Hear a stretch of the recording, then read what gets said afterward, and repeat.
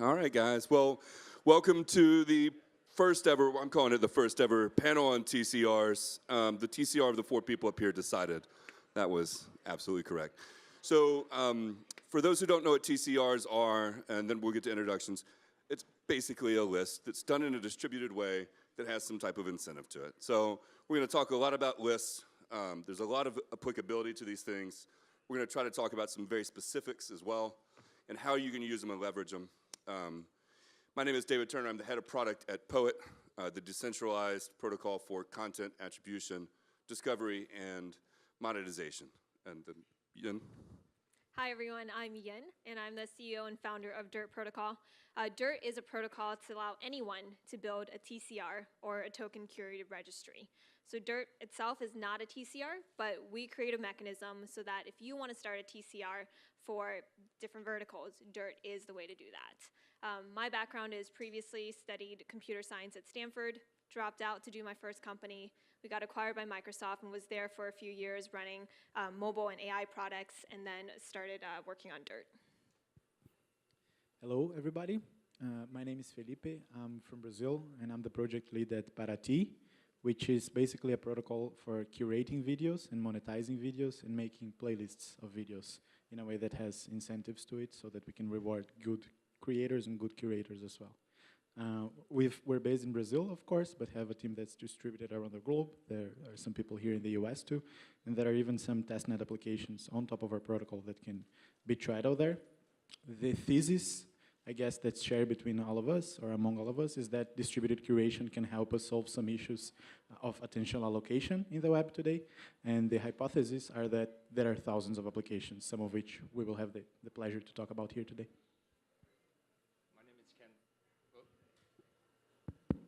My name is Ken Brook, and I'm the founder and CEO of a company called MetaX. MetaX is a blockchain technology company based out of Santa Monica, and we're building an open source platform called AdChain. AdChain is a new decentralized advertising technology stack, and the infrastructure of AdChain is token curated registries. So token curated registries actually came out of our project about a year ago. So it's been fascinating to see the evolution of TCRs, and I'm excited to see where they go. Yes, very important, and big shout out to Mike Golden, who we all respect too, as well as one of the engineers at Consensus who helped develop the original TCR protocol stuff. So I want to open up and ask you guys, what got you here? Like, what problem did you see specifically that you said, I'm going to solve it with a TCR? This needs a distributed list in some way. Yin? Yeah, I'll start. I think it's interesting because there's a lot of new applications that are coming and being built on top of the blockchain. Part of that is speculation.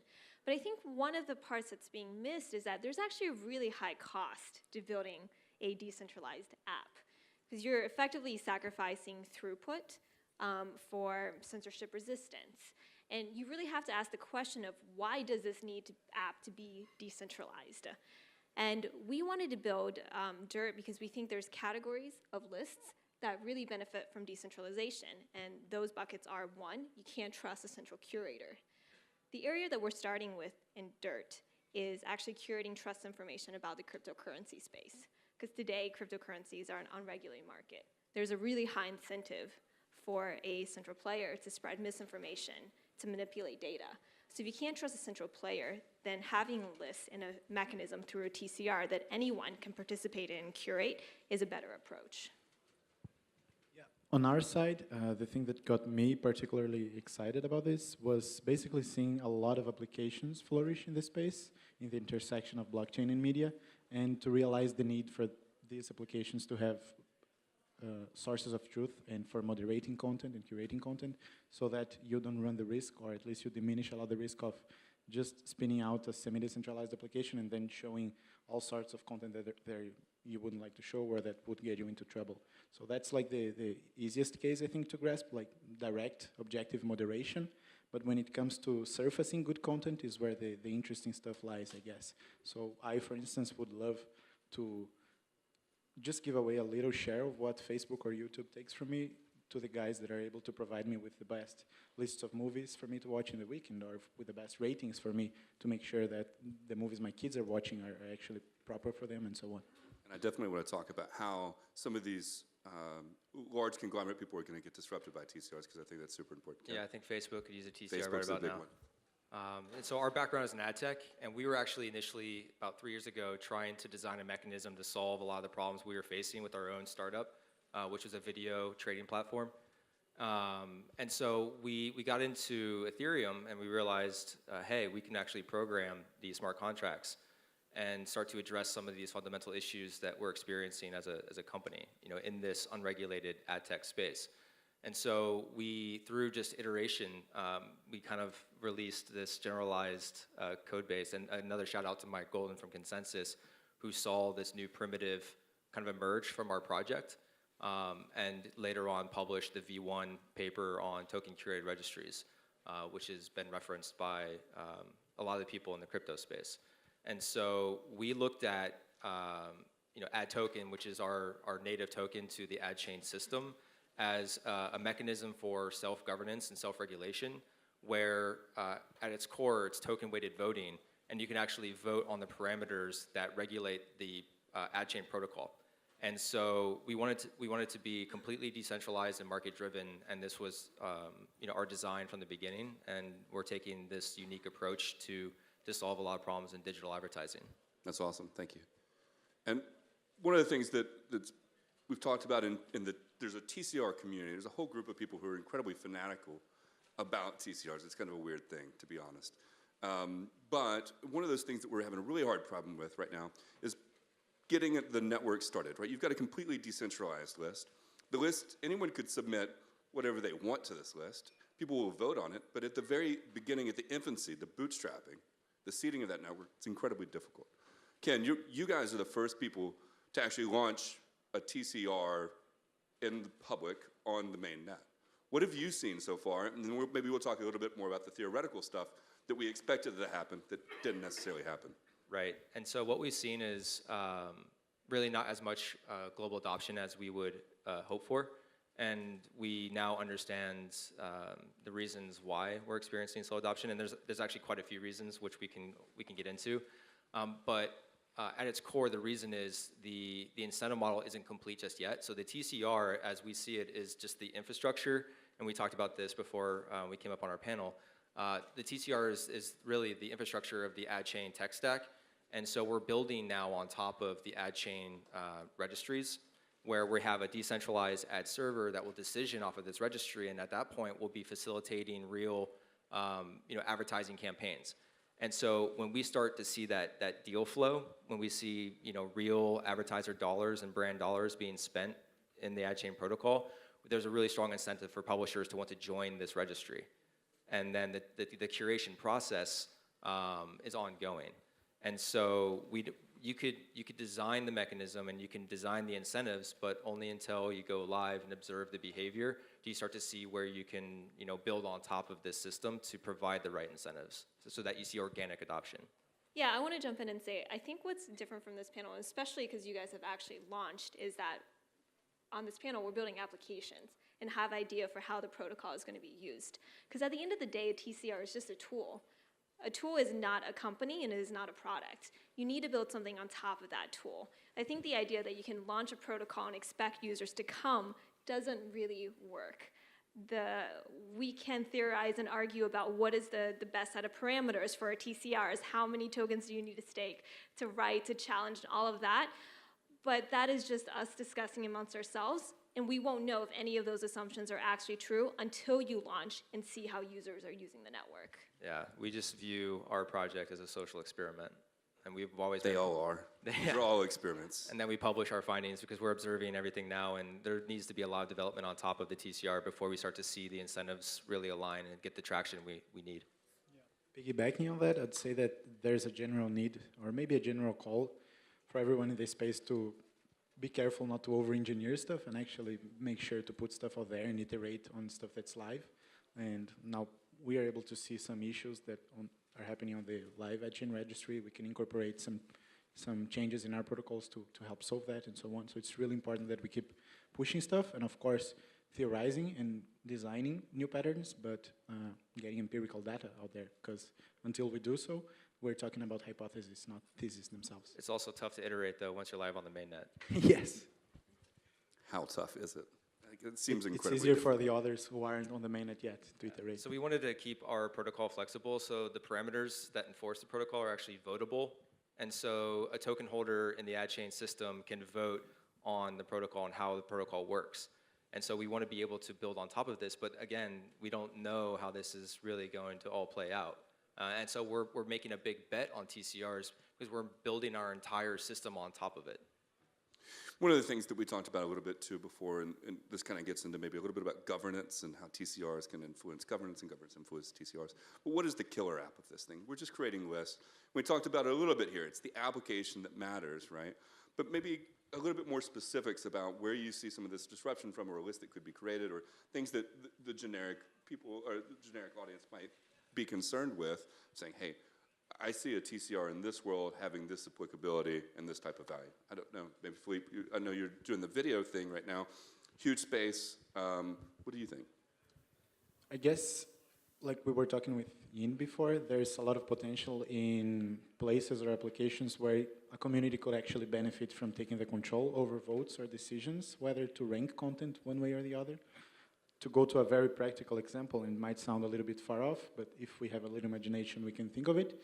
Think of the Oscars, for instance, which are basically a list, or actually a set of lists for each category that are renewed every year, and that maybe could benefit from like movie audiences or fans all over the world actually choosing which movies are going to be ranked on the top, rather than a couple of guys here in LA that are going to be lobbied by the whole industry. And if these people who actually find the movies of the year earlier than the others, and we can provide them incentives to be good curators this way, that's a nice application.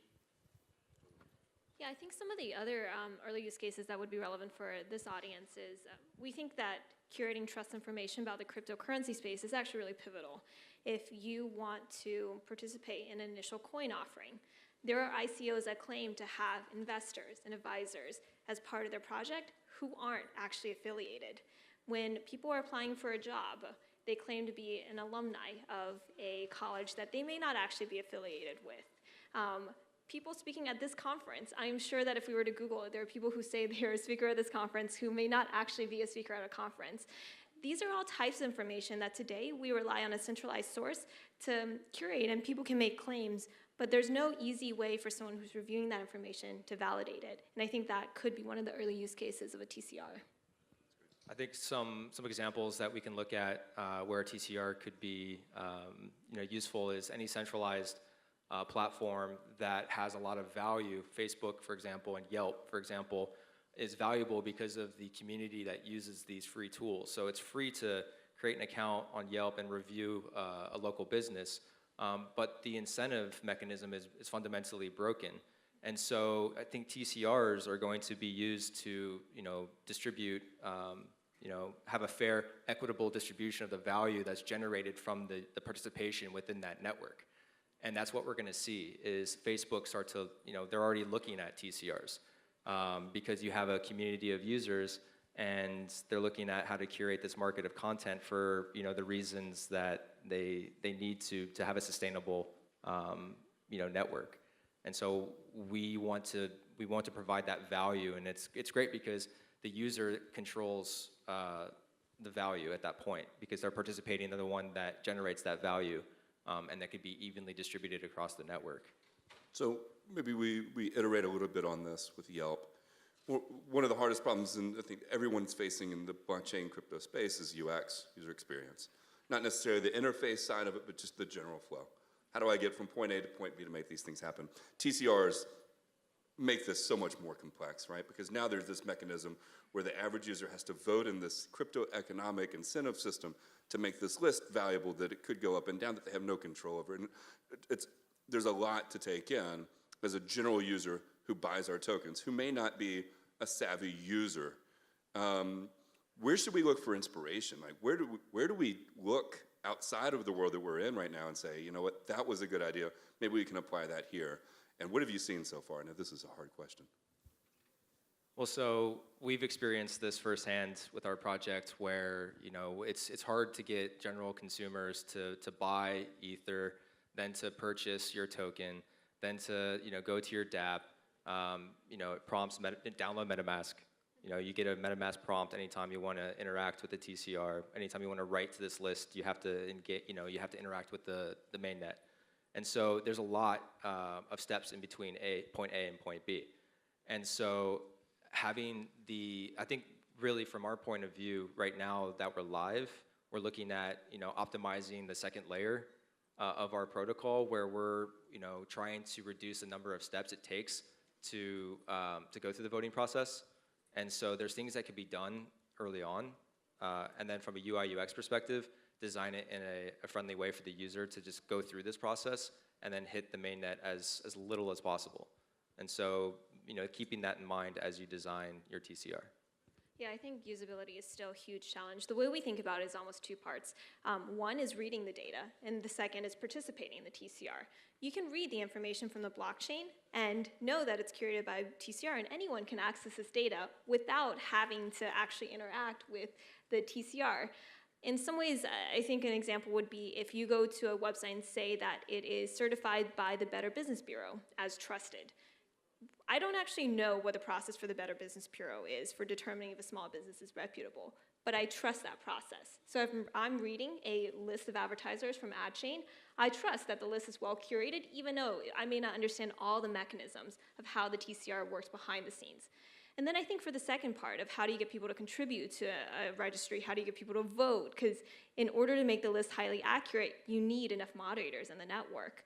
That I think is people have to have enough extrinsic motivations outside to want to participate. There's one guy in this space, Maciej Olpinski from the User Feeds project, who says we're still in the newspaper on the iPad stage, and I fully agree with that.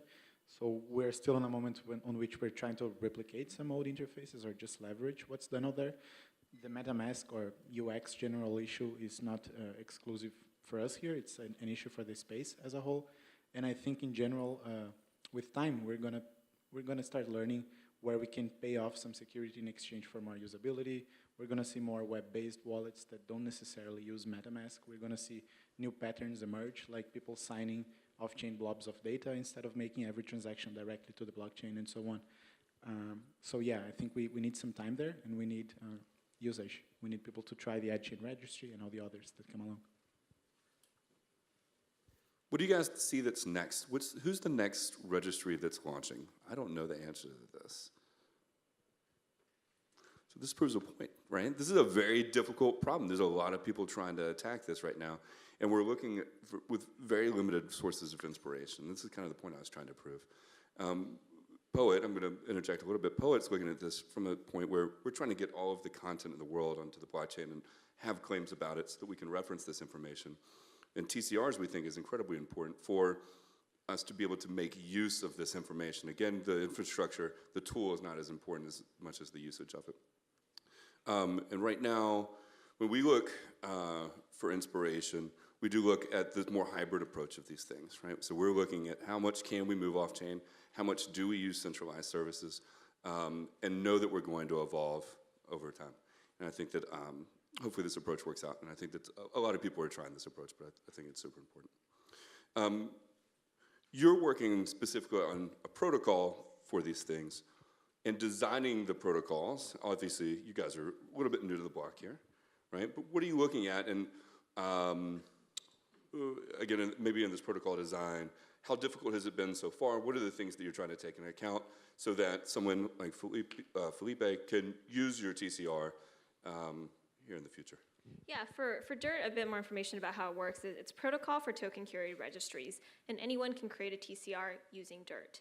You call the Dirt set of smart contracts with the parameters that you want for how many tokens do you need to stake to write information, what type of voting style do you want.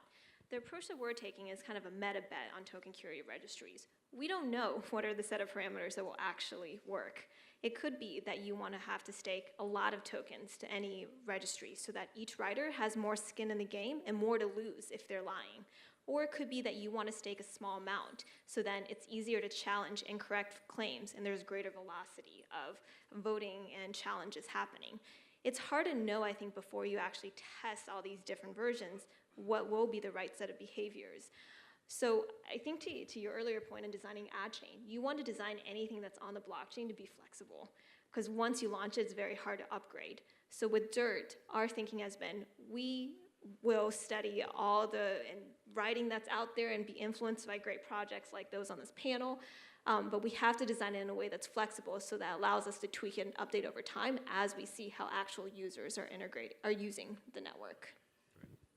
I'm fully aligned with Yin. I completely agree with you. There's a very big need to be flexible. In our case, that translates into allowing for anyone to deploy its own playlists and to market them their own way. And I also agree with Ken when he says that, yes, TCRs and curation markets, more generally speaking, are infrastructure. Once the full benefit of that only realizes once you have ways to actually drive people to are listed in a given list or in another list. So, yeah, we also need to be on the lookout for these second layer solutions, to say so, like to watch out for the ad delivery servers who are actually going to deliver ads on top of the lists of content that are whitelisted for such, or things along these lines. When we look at some of these people who are ripe for disruption, one of the things that came up, all of us, we all said Facebook. Yelp is another big one, right? That. How do you see it actually happening? Like, how would this actually play out? What would have to happen for Facebook to be disrupted with the newsfeed with a TCR, right? We think it's possible, right? But what would it actually take to make that happen?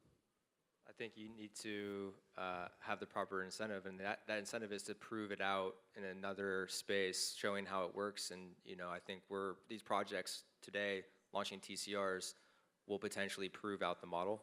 And so it's really important that, yes, we were the first TCR to go live, and we're learning a lot from it. And it's important that we share our findings so that other TCRs can learn from what we're seeing now.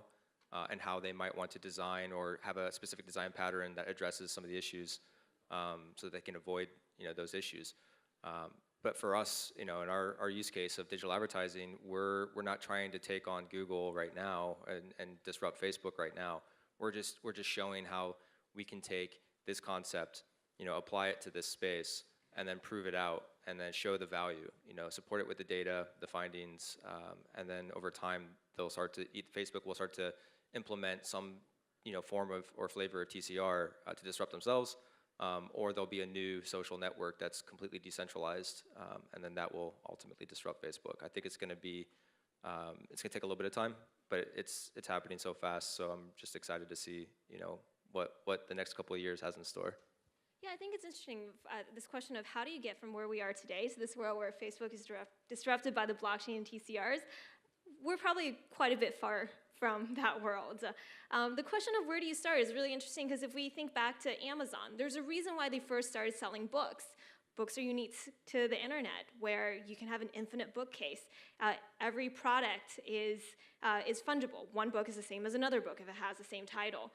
Amazon versus Pets.com, not that different when you first think about it. They're both two e-commerce sites, but one became wildly successful because they had the right starting point. So the way I look at how do we get from where we are today to this world where existing large companies can be disrupted by TCRs or the blockchain is, where is a problem today where there's a really huge pain because of centralized curation, because advertisers have all the data and publishers feel like they're not getting a fair share of the stake, because you don't trust the centralized curators. That's the place where you want to start. And then use that really as a beachhead and move your way up the value chain, because we're not going to go from 0 to 100 just like that. Yeah. And for these big guys, baseline is that what matters for them is user engagement and retention. So if any of us or anybody else can find a way to overlay a distributed curation system on top of their existing interfaces, and that turns out to engage more users on their platforms, that's going to be good for them too. So that might be a path for them to incorporate this stuff. Yeah, I think also to add, I think it's not like blockchain versus Facebook or Google. There's a lot of ways in which they can work with distributed technologies in order to improve their existing systems. One of the problems that a lot of social networks run into is spam and copyright content. Today, if you find a copyrighted video on YouTube, you message YouTube directly, and they have a team of people that's vetting every single request. That is a really slow process that could easily be done on a TCR instead. Yeah, I think you're going to start to see centralized organizations start to bolt on TCRs, where there's this objective binary outcome of this list that will benefit that organization somehow, whatever the curation process entails. and whatever the output of that voting process, the curation process, it's a way for a community or a centralized organization to show, hey, you don't have to trust us. We have this whole process in place, and so you can trust that. You know, to your point about the Better Business Bureau, you don't have to understand necessarily every aspect of that process. You just trust that it's decentralized, it's community-driven, and that the outcome or the output of that process will be of benefit to the community. And also, just one more point. Felipe, you're from Brazil. I think it's interesting because I think a lot of the innovation for this space is also happening from outside the U.S. Today, I mean, even with the current government, we mostly trust our newspapers, our publications, the media to give us the right information. That's not always the case in developing worlds. If you want to know the air pollution in China, if you want to know the exchange rate between the Venezuelan bolivar to the US dollar, these are use cases where it's actually hard to find a central source to give you the correct information. So instead of a central source to give you that information, well, why not create a set of rules so that anyone can participate and contribute the information, and we make it economically irrational for that information to be false? Last question here. I really appreciate the in-depth answers you've given. I think we've touched on some really very applicable things in actual use cases, so thank you very much.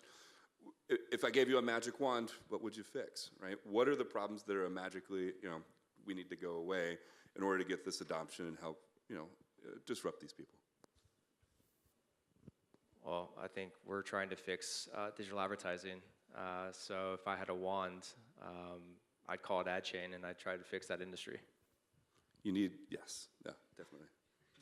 We're trying to fix attention allocation, and we're trying to make good creators and good content discoverable for the people that are looking for this.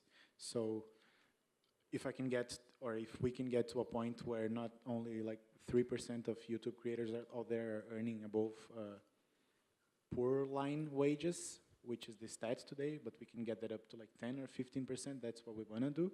If we had a magic wand,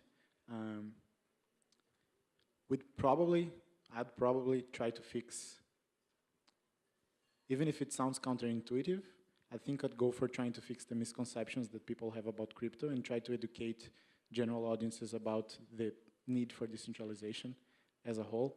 Not necessarily talking about UX or specific problems, but rather try to get this narrative out there, not talking about technical issues or specifications and stuff like that, but just basically trying to get to people out there and explaining to them why distributed curation can be good for everyone.